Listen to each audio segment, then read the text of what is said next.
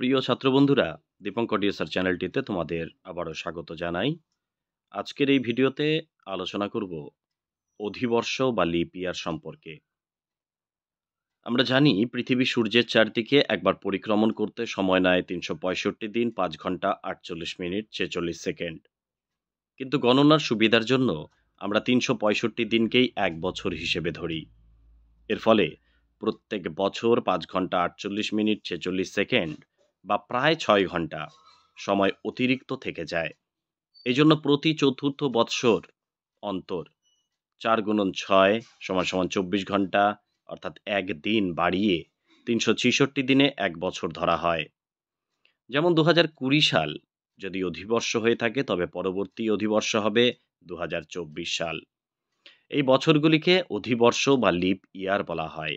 আর যে দিনটি বাড়ে, অর্থাৎ ৩৬৬তম দিন, যেটা ফেব্রুয়ারি মাসে একদিন বাড়িয়ে আমরা হিসাব করি, সেটাকে বলা হয় অধিদিন। এক্ষেত্রে অধিবর্ষে ফেব্রুয়ারি মাসে ২৮ দিনের বদলে ২৯ দিন ধরা হয়। অধিবর্ষ বের করতে গেলে সংশ্লিষ্ট বছরটিকে ৪ দিয়ে ভাগ করতে হয়। ভাগ মিলে গেলে বছরটি অধিবর্ষ হিসেবে গণ্য হয়। এরূপে ১৯৯২, ১৯৯৬, ২০০০, ২০২৪, ২০০৮ প্রভৃতি খ্রিস্টাব্দগুলি কিন্তু অধিবর্ষ। কিন্তু আরেকটি বিষয় আমাদের জেনে রাখতেই হবে, যে শতাব্দীর বছরগুলো, অর্থাৎ যে বছরগুলোর শেষের সংখ্যা দুটি শূন্য, সেগুলি কিন্তু ৪০০ দ্বারা বিভাজ্য হলে তবেই তা অধিবর্ষ হিসেবে পরিগণিত হয়। যেমন ১৬০০ সাল, ২০০০ সাল, ২৪০০ সাল প্রভৃতি খ্রিস্টাব্দ অধিবর্ষ।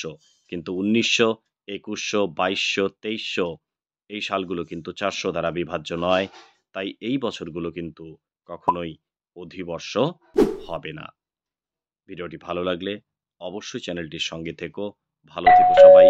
ধন্যবাদ।